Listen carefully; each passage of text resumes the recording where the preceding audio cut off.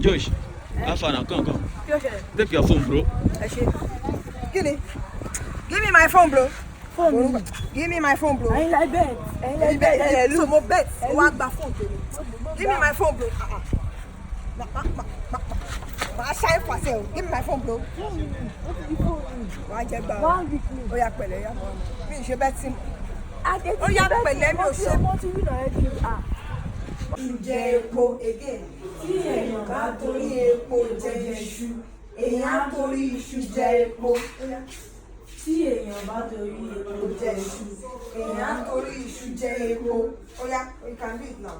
Daddy, so ẹ fẹ́ divorce mommy and me. So bí ìfẹ́ láàrin ọkọ àti ìyàwó ṣe máa ń tán nìyẹn.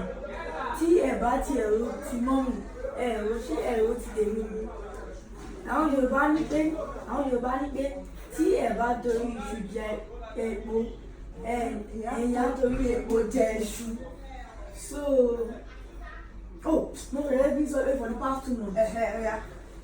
So, Daddy, ẹ fẹ́ divorce mommy. No, oh man, do it. That is something called fresh. Nobody, I'm not fresh again. You are not fresh, but also you're a fresh guy. You know. No, I never said that too. You never said that. Yes. Don't do you know? That's ego, you know. You know that behind you.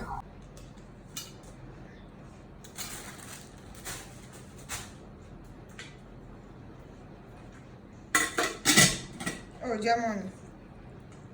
Diallo. No, German. Again, coming back.